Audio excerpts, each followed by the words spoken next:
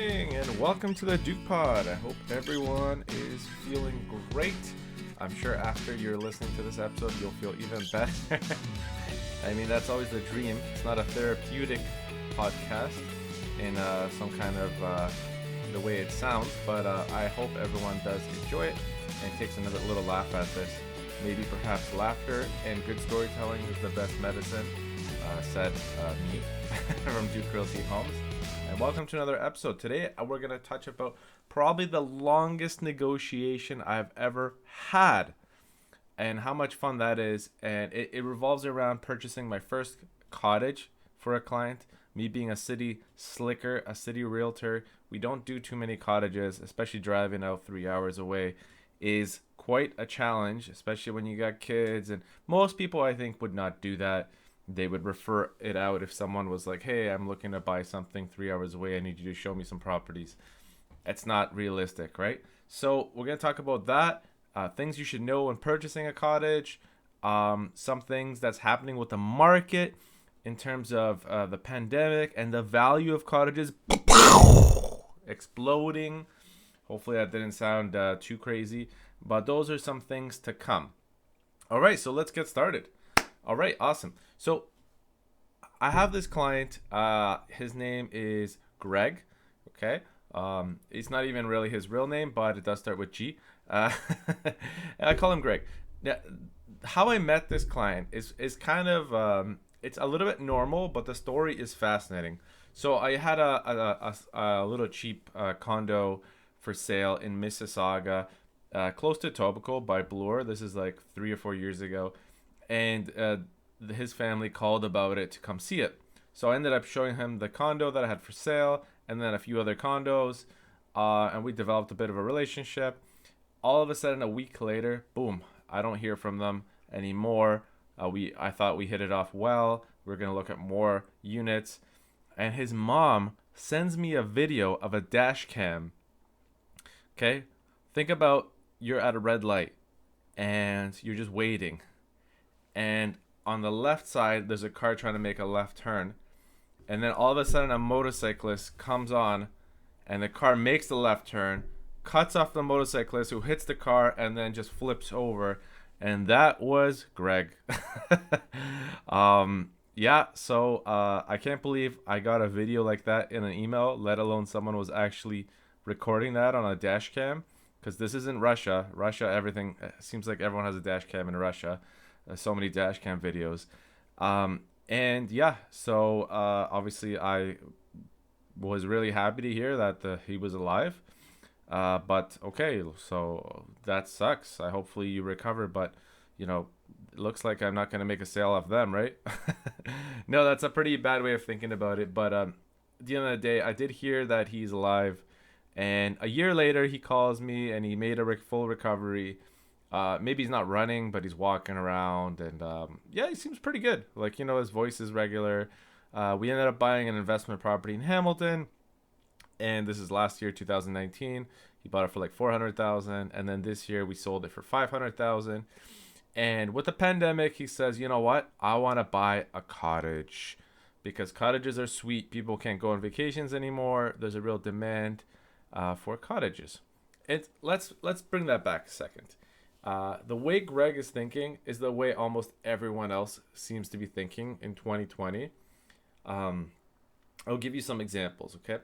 So going and enjoying a cottage. So for example, my family went and enjoyed a cottage. We have a friend who knows a guy, and he's pretty easygoing. I gave him a call and he said, yeah, come stay at my cottage for a week. We paid him whatever he wanted, and it was great. Other than that, it was incredibly hard to find a cottage to lease in the summer. So therefore, the amount of money you could make by leasing a cottage on a weekly basis, daily basis, whatever it is, on Airbnb, whatever it is, bookings.com, is through the roof. To the point that one of the guys in my office, he's a mortgage broker actually, he ended up buying a cottage before the summer, and he was renting it. I think he was saying that weekdays he was renting it for $300 a night, and weekends $600 a night. Okay, so I think if you were to buy a cottage and it's like, let's say, accessible to the water. I mean, I don't think this is gonna. Let's say this is a standard 3 bedroom cottage. Um, Renting it out for 2 months would probably pay for every expense of that cottage for the whole year. That's how lucrative the cottage renting business has become.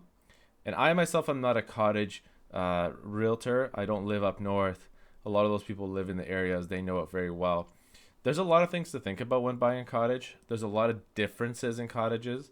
Um, I'll touch about some of them, but again, if any of you guys want to know what all the details are when thinking about buying a cottage, there's an excellent video that a colleague of mine, a lawyer, a real estate lawyer, has done. One of the beauties of the pandemic is that we've done a lot of Zoom training, and there's a Zoom training about everything you should know about cottages that obviously I watched and then rewatched when Greg called me, he said he's serious about buying a cottage. So, and what's happening with the cottage industry is that since there's so much demand, people know that the only vacation they could realistically do is go up north and enjoy the water, which the reality is amazing. The week that we spent in the summer with my family was absolutely amazing. Like it was like 30 degrees every day. In fact, the cottage was probably a little bit too hot because when you got back in the late afternoon from like the beach and the water and whatever, and every day we went to the water, like it was 30 degrees. Actually, I was pretty proud of myself because there was a little beach area with the cottage that we rented.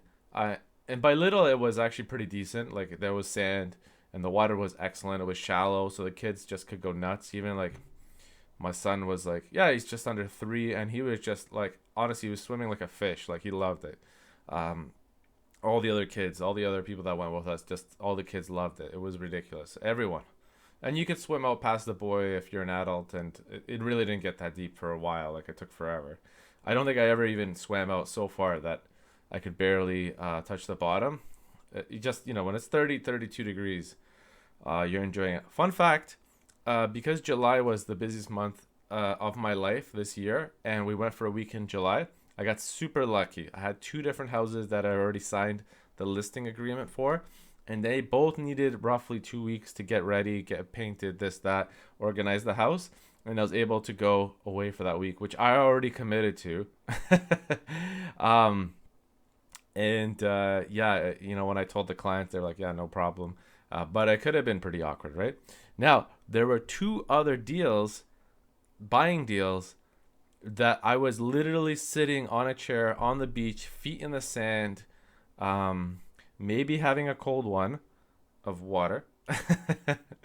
Use your imagination.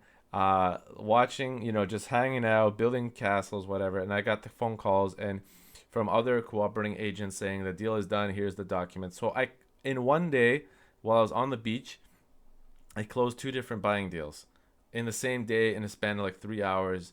I felt like a movie star in that moment because that never happens. And for the few of you that are going to listen to this podcast, I just want to let you know that I'm gloating. This is my one chance. The other thing that I did, which is really cool, especially when you live at a cottage, is like normally when you go to a cottage, you go on vacation, you eat like an absolute animal. I do. I've been like 20, 30 pounds overweight for like 5 years. So at least I'm consistent. So don't get me wrong there. And I always end up gaining like 5 pounds or something. So what I did in this time is we went to the beach almost every day except for maybe like once. It wasn't like that warm one day or rainy or something. I can't remember. To be honest, the whole week was pretty incredible. But I think we just decided to do something different, go to town, go to Brace Bridge or something. The water was 4.3 kilometers. The beach was 4.3 kilometers away from the cottage. I ran every morning to the water while my wife and children and everyone else drove.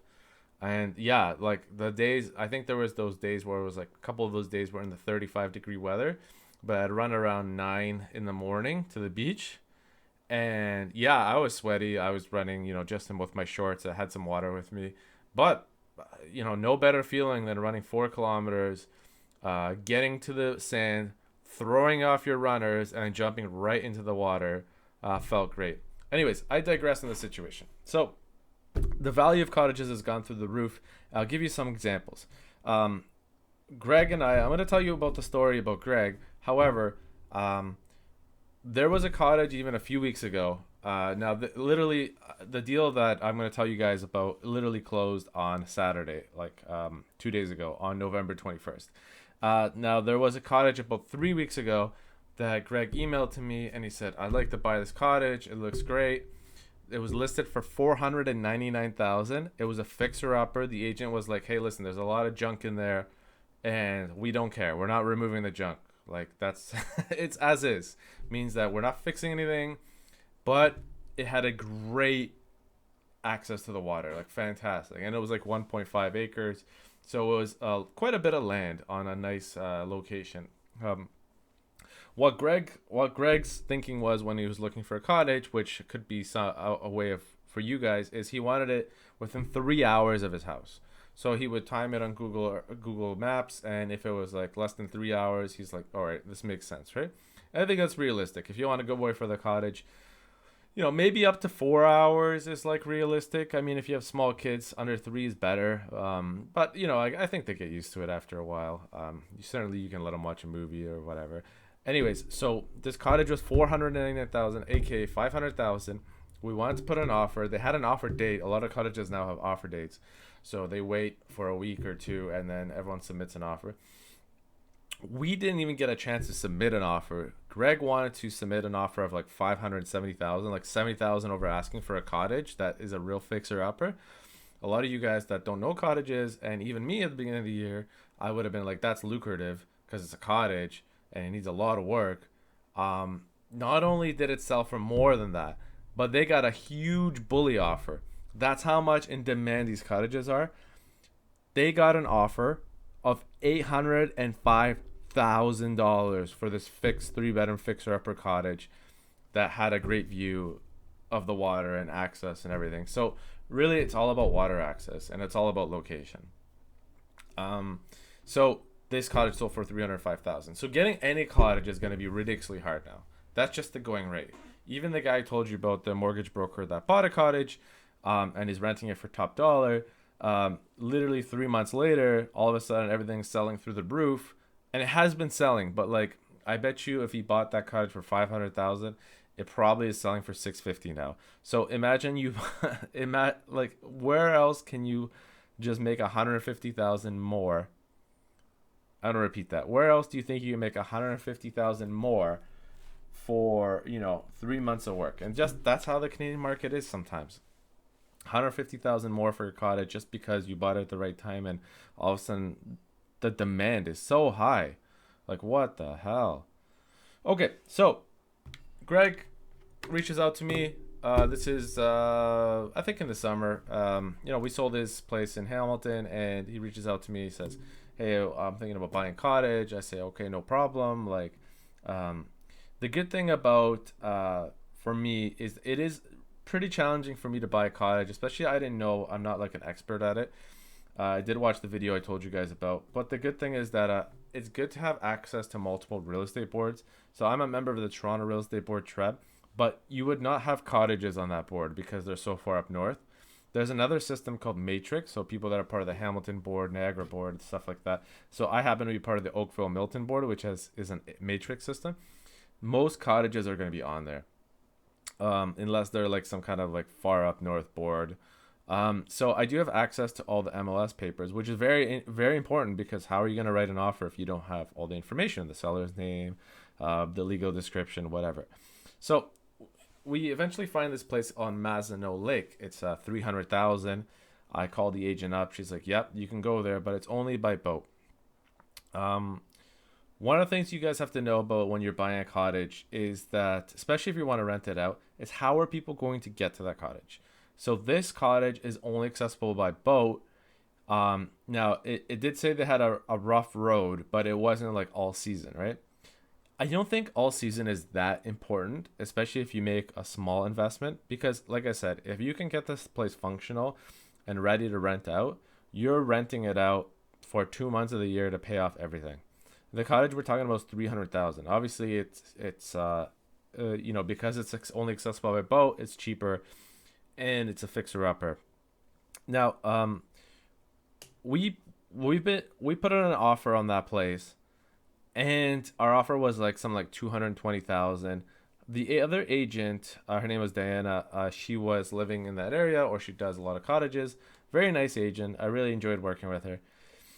Um, because it's cottage country. Now obviously, a lot of deals are time sensitive, but because it's cottage country, things are done a little slower. So I always have to give her 24 hours a notice on any offer. And a lot of people that are selling cottages are people that can no longer enjoy it. So her clients were 80 years old, and things were always going to be slow. So a lot of times I would email the offer to her, and the next day she'd get back to us and be like, "Here's a counter offer," and then I send her another one, and then like boom, it's like 3 4 days later.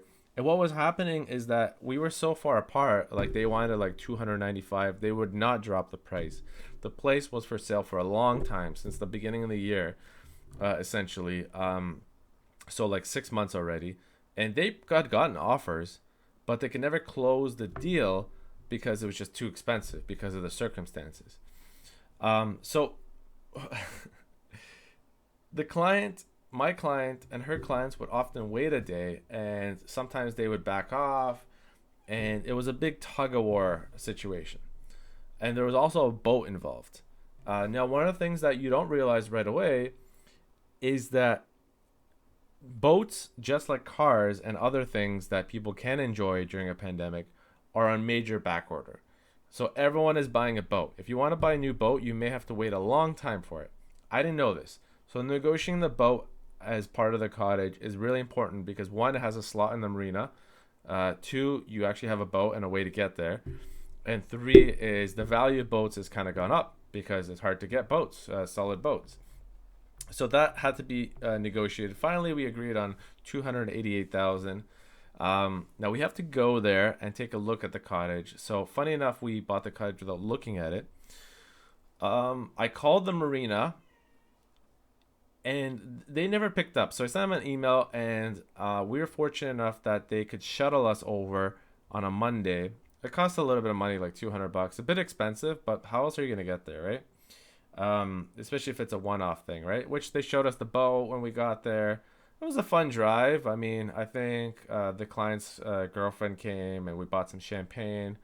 Uh, they shuttled us to the island, and it was great. They had these huge rocks, like cliffs. Um, at that point, the water was like 200 feet deep. So if you were like a real daredevil, you could probably jump off the cliffs.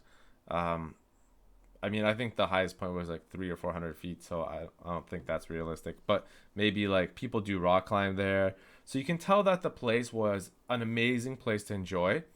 And the benefits of being shuttled is that you're being shuttled by the owner of the marina, who knows everything about the area. He'll tell you about the fish in the water. He'll tell you about um, the chemical balance of the water, which Mazenau Lake was actually one of the cleanest lakes in the Muskoka kind of area. And he's like, if I'm thirsty, I can just drink the water right from the lake. Like, there's so many selling features, guys. Even though you think, oh, you're gonna spend 200 plus taxes on a boat ride, go get a professional to take you there, someone in the area, because I'll tell you everything about it. Now we get to the water, we get to the cottage. It's good at water access, okay? Yes, there's some trees in front of it, so you know it needs some work. You can trim it down. You can make a beach. The cottage is super old, and there's a lot of like trails in the back, which are a lot of fun, and a lot of like rough roads. Um, but you know, you could hypothetically complete the road, trim some of the branches, and make it more so a car can drive in. So it is gonna take work. It is gonna take like $50,000, and the interior really needs a lot of work too. It's very very old, but the location is great. The water is great. Everything about the neighborhood is great. There's parks in the area. There's a beach across. You can just drive your boat across. Um, what we found out, and what you have to know, is that if the cottage does not have a real heating source, if it's just wood burning fire, but it doesn't have any like propane tanks to heat the place up, it's going to be hard to finance. It's going to be hard to finance. The other thing is that if the cottage does not have a septic tank, which this one does not, it's also going to be hard to finance. So what ultimately happened is that it was explained to us that the only way the client could buy this place, even if he has 20% down, 30% down, whatever, is to go through private lending, because a real bank will not finance this place without a septic tank and a real heat source. So what does that mean? It means the client can buy it on private lending, which is pretty expensive. It's at least 6%, but we're talking about like a $200,000 mortgage. Put in the septic tank, put in a heat source, so spend that money, and then after, let's say, 6 months, get a new mortgage, and then you have a legit cottage. So when we're talking about a $300,000 cottage, guys, other cottages in an area that either have road access right to it, and this one does, it just needs a lot of work. Like it's like really, there's tracks in the forest, but you need to trim a lot of trees. It's gonna take a commitment. But whenever it has road access, and let's say it's a much nicer cottage, these things are going for like 800, $1 million, and this is 300,000. So you got a long way to go before you get it, before you start spending that kind of money. So it's a really good bargain. The client ended up backing out of the deal. We circled around. So this took 2 months of looking at cottages, putting in offers, putting in offers. Finally, on the weekend, we kind of got back to it, and I called the agent up and I said, "Hey, is it still available?" She said yes. Apparently, there was another offer, but again, people kept putting low offers on it because it was on the market for so long. I think one of the agent's issues is that she should have canceled and relisted, because in this day and age, a cottage that hasn't sold, it seems like there's a real big problem with it. And yes, we can tell this place needs work, but it wasn't like detrimental, and it wasn't like a bad place, and the lake was actually fantastic. So really, we're buying a location, and that's a great deal. Finally, we go back around, we put another offer, no conditions, because we know the financial point of view, the client likes it. One of the best parts about doing a 2 months of negotiation, because I was checking in with the agent, is that you really get to know that agent. So she's like, "Oh, sorry, I didn't get back to you. I was at a party." So every time I called her, I'm like, "Hey, I understand you might be going to a party today. We're laughing or whatever." She's trying to get the deal done. She enjoys working with me. I enjoy working with her. It doesn't matter who you're working with, is you want to have a decent relationship with that agent. You don't want to get in a yelling match with them. You don't want to be like, he said, she said. You want to help. You want to get them to help you make the deal. Now, the sellers of the cottage were 80 years old. They're senior people. They literally did not want to drop a single dollar. But finally, after 2 months, we got them down to 278,000. The client was fine with it. We wrapped it up. Bada boom, bada bim. He gets it on January 4th. One of the things, I don't really know what he's gonna do with the cottage until like April. Maybe he's gonna drive over there with a snowmobile, start doing interiors and stuff like that, which he could. There's a wood burning fireplace, just get that going. That's what people say. They just get the fire going. You might have like snow all the way around. It might be ridiculously cold. Get the wood burning fireplace, open up all the windows, and that's it. The cottage is warm. The marina doesn't actually open until April, I believe. But yeah, if he takes a snowmobile, he gets the he starts putting in some work in the cottage or making it like a little bit more modern. Talking about like maybe putting some new floors in, repainting it, just taking some pictures of it. He can start renting it as of April, May, June, July. He's probably going to rent it for at least $150 a day. It's not going to take much to pay that $200,000 mortgage.